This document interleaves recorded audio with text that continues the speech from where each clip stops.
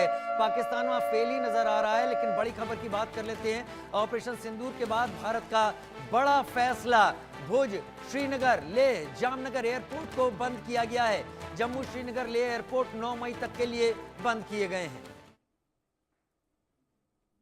आतंकवाद को जड़ से खत्म।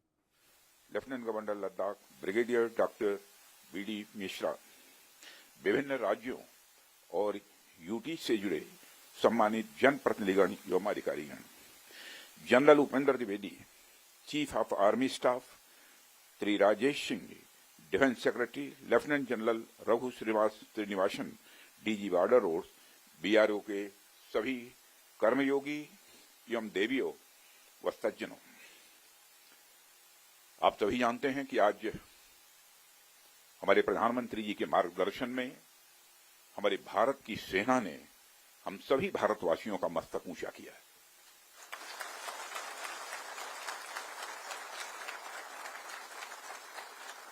इसलिए मैं चाहता हूं कि एक बार अपने स्थान पर खड़े हो जाएं और मैं नारे लगाऊंगा। हमारे देश के सेना के जवानों के सम्मान में हम सभी बोलेंगे, भारत माता की, भारत माता की, भारत माता की। बहुत बहुत धन्यवाद। साथियों, जैसी कि आप सबको जानकारी है कि कल रात हमारी भारतीय सेनाओं ने अपने अद्भुत शौर्य और पराक्रम का परिचय देते हुए एक नया इतिहास रच दिया है। साथियों, भारत की सेना ने सटीकता, सतर्कता और संवेदनशीलता के साथ कार्रवाई की है। हमने जो लक्ष्य तय किए थे उन्हें ठीक समय, तय योजना के अनुसार सटीकता से उन्होंने ध्वस्त किया है और किसी भी नागरिक ठिकाने, सिविलियन पॉपुलेशन को जरा भी प्रभावित न होने देने की संवेदनशीलता भी हमारी सेना ने दिखाई है।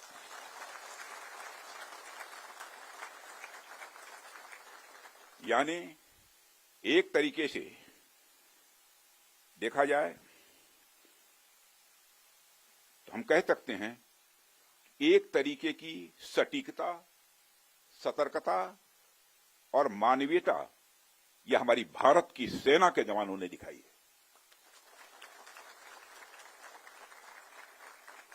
जिसके लिए मैं हमारे सेना के जवानों और अधिकारियों को पूरे देश की ओर से मैं साधुवाद देता हूं और सेना को संपूर्ण संबल प्रदान करने के लिए अपने प्रधानमंत्री माननीय नरेंद्र मोदी जी को भी मैं साधुवाद देता हूं।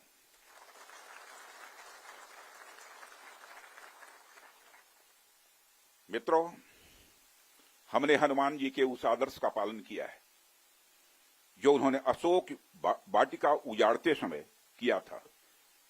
जिन मोहि मारा तिन मोहि मारे। हमने केवल उन्हीं को मारा जिन्होंने हमारे मासूमों को मारा।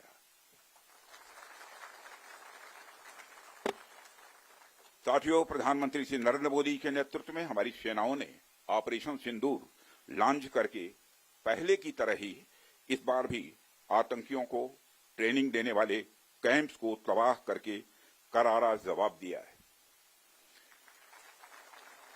भारत ने अपनी सरजमी पर हुए हमले का जवाब देने के लिए अपने राइट टू रेस्पॉन्ड का इस्तेमाल किया है और हमारी यह कार्रवाई बेहद सोच समझकर सधे हुए तरीके से की गई है। आतंकियों के हौसले पस्त करने के उद्देश्य से यह कार्रवाई महज उनके कैंप्स और इंफ्रास्ट्रक्चर तक ही सीमित रखी गई है। मैं पुनः हमारे आर्म्ड फोर्सेस के शौर्य को मैं नमन करता हूं। साथियों, आज बॉर्डर रोड ऑर्गेनाइजेशन के 66वें फाउंडेशन डे पर आपके बीच उपस्थित होना मेरे लिए गौरव का विषय है और यह खुशी की बात है कि आज इस इम्पोर्टेंट डे पर बीआरओ द्वारा निर्मित 50 इंफ्रास्ट्रक्चर प्रोजेक्ट्स का उद्घाटन करने का अवसर भी हमें प्राप्त हो रहा है। मैं आप सभी का आभार व्यक्त करता हूं कि आपने मुझे यहां आमंत्रित किया है। साथियों, किसी भी संस्थान के लिए उसका फाउंडेशन डे यह बहुत ही महत्वपूर्ण हुआ करता है। वैसे भी 65 वर्षों की आपकी जो यात्रा रही है वो बेहद गौरवशाली रही है।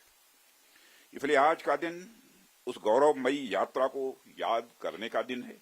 इसके साथ साथ यह दिन ठहर कर सोचने का भी दिन होता है कि अपनी अब तक की यात्रा में हमने क्या क्या हासिल किया है, और यह हमारी अब तक की कार्य प्रणाली का विश्लेषण करने का भी यह दिन है। साथ ही यह एनालिसिस करने का भी दिन है कि भविष्य में हमारी राह क्या होनी चाहिए। साथियों, मैं देख पा रहा हूं कि वीडियो कॉन्फ्रेंसिंग के माध्यम से देश के अलग अलग क्षेत्रों से हमारे कई साथी जुड़े हुए हैं। अक्सर हम उद्घाटन के अवसर पर बड़ी बड़ी संस्थाओं का और बड़ी बड़ी एजेंसीज का नाम तो लेते हैं, परंतु ऐसे कई कर्मयोगी हैं जो पर्दे के पीछे रहकर काम करते हैं। किसी प्रोजेक्ट को पूरा करने में उनका योगदान भी बेहद महत्वपूर्ण होता है।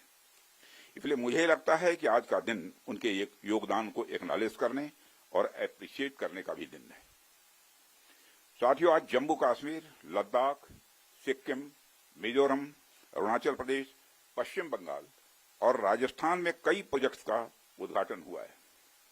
कहने को तो यह सारे फिजिकल इंफ्रास्ट्रक्चर हैं, लेकिन मैं इन्हें सिर्फ फिजिकल इंफ्रास्ट्रक्चर ही नहीं समझता। हमें जो सड़कें दिखती हैं, जो पुल दिखते हैं, वह सिर्फ दो स्थानों को जोड़ने वाले नहीं होते हैं, बल्कि वह लोगों के दिलों को जोड़ने वाले होते हैं। इन प्रोजेक्ट से राष्ट्रीय सुरक्षा को तो मजबूती मिलती ही है, साथ ही साथ यह प्रोजेक्ट इन सभी रीजन्स को इकोनॉमिक प्रॉस्पेरिटी को भी बढ़ावा देते हैं। ये तमाम प्रोजेक्ट इन क्षेत्रों में ट्रांसपोर्टेशन, टूरिज्म और इकोनॉमिक एक्टिविटी को बढ़ावा देंगे, जिससे निश्चित रूप से यहाँ के निवासियों की आय में वृद्धि होगी, उनकी क्वालिटी ऑफ लाइफ में भी इम्प्रूवमेंट होगा और इन क्षेत्रों में समृद्धि आएगी, यानी प्रॉस्पेरिटी आएगी। साथियों, मुझे बताया गया कि आज जिन इंफ्रा प्रोजेक्ट्स की शुरुआत की गई है, इनकी टोटल कॉस्ट लगभग 1900 करोड़ रुपए के आसपास है। मुझे लगता है कि यह केवल उनकी नॉमिनल